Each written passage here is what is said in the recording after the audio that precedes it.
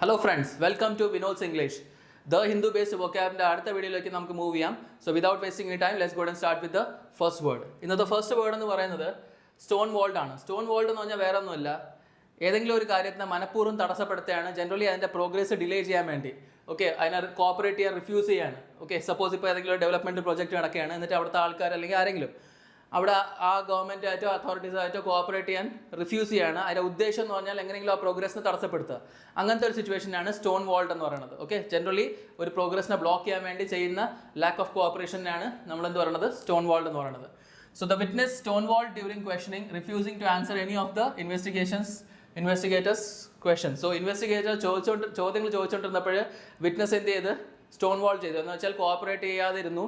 അതിൻ്റെ കാരണം എന്തായി, ആ പ്രോസസ്സ് ഡിലേ ആയി. Okay, that is what it means here. So synonym എന്ന് പറഞ്ഞാൽ ബ്ലോക്ക് ചെയ്യുക, ഒബ്സ്ട്രക്ട് ചെയ്യുക.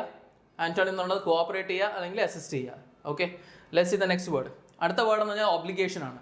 ഒബ്ലിഗേഷൻ എന്ന് പറഞ്ഞാൽ വേറെ ഒന്നുമല്ല, നമ്മളെ ഡ്യൂട്ടി. ഓക്കെ, നമ്മൾ ചെയ്യേണ്ട നമ്മളെ കർത്തവ്യം, അതാണ് ഒബ്ലിഗേഷൻ എന്ന് പറയുന്നത്. സിമ്പിൾ, അത് ഒറ്റ വേർഡ് മീനിങ്ങേ ഉള്ളൂ. She felt a strong obligation to help her community after the disaster. So കമ്മ്യൂണിറ്റിക്ക് ഒരു ഡിസാസ്റ്റർ ഉണ്ടായി, എന്നിട്ട് അതിനെ ഹെൽപ്പ് ചെയ്യണമെന്ന് അവൾക്ക് അവിടെ ഡ്യൂട്ടി ആയിട്ട് തോന്നി. ഓക്കെ, സോ ഉത്തരവാദിത്യം, റെസ്പോൺസിബിലിറ്റി അല്ലെങ്കിൽ ഡ്യൂട്ടി. ചോയ്സ്, ഡിസ്ക്രിപ്ഷൻ ആണ് ആന്റോണിം. ഓക്കെ, അടുത്ത് ഫോർട്യൂറ്റസ്. ഓക്കെ, ഫോർട്യൂറ്റസ് എന്ന് പറഞ്ഞു കഴിഞ്ഞാൽ എന്താണ്, നമുക്കൊരു ഫോർച്യൂൺ എന്നുള്ള ലക്കിൻ്റെ ബേസിൽ എന്തെങ്കിലും നടക്കുകയാണെങ്കിൽ നമ്മൾ ഫോർട്യൂറ്റസ് എന്ന് പറയും.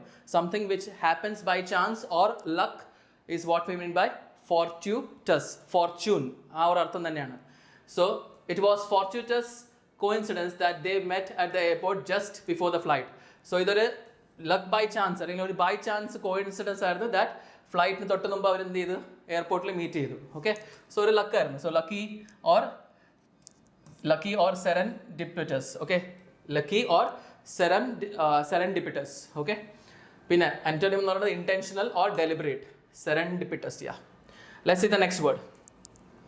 അടുത്ത വേർഡ് എന്ന് പറയുന്നത് ക്വർക്സ്. QUIRKS. ക്വർക്സ് എന്ന് പറഞ്ഞാൽ എന്താണ്, നമുക്ക് എല്ലാവർക്കും ഒരു പെക്യുലർ ബിഹേവിയർ കാണില്ലേ, മറ്റുള്ളവരെ വ്യത്യസ്തമാക്കുന്നത്. അതാണ് ക്വർക്സ് എന്ന് പറഞ്ഞാൽ, ക്വാളിറ്റീസ് അല്ലെങ്കിൽ ഒരു വ്യത്യസ്തമായ ബിഹേവിയറിനാണ് നമ്മൾ ക്വർക്സ് എന്ന് പറയുന്നത്. QUIRKS, quirks. So basically peculiar or unusual habits, traits or behaviour that make someone or something unique. എല്ലാവർക്കും ഒരു പ്രത്യേക സ്റ്റൈൽ ഉണ്ടാവും, ഒരു പ്രത്യേക ബിഹേവിയർ ട്രേറ്റ്സ് ഉണ്ടാവും. അതിനാണ് ക്വർക്സ് എന്ന് പറയുന്നത്. Okay, yeah, everyone has their own little quirks that make them special. ഇതിനാണ് നമ്മളിപ്പോൾ പറഞ്ഞത്. എല്ലാവർക്കും അവരുടേതായ ഇതുണ്ടാവും. ഇഡിയോസിൻക്രസിസ് അല്ലെങ്കിൽ പെക്യുലാരിറ്റീസ്, പ്രത്യേകതകൾ. Normality or കൺവെൻഷനാലിറ്റി. നോർമാലിറ്റിനെ എല്ലാവർക്കും ഒരേപോലത്തെ സംഭവമാണെങ്കിൽ നോർമാലിറ്റി എന്ന് പറയും. അടുത്ത് ഡിസ്കൺസർട്ടിംഗ്ലി എന്ന് എന്താണ്, എന്തെങ്കിലും കാര്യം കൺഫ്യൂഷൻ ക്രിയേറ്റ് ചെയ്യണം അല്ലെങ്കിൽ അൺഈസ് ക്രിയേറ്റ് ചെയ്യുകയാണെങ്കിൽ നമ്മൾ അതിനെന്ത് പറയും, ഡിസ്കൺസർട്ടിംഗ്ലി എന്ന് പറയും. Something which creates confusion or അൺഈസ്.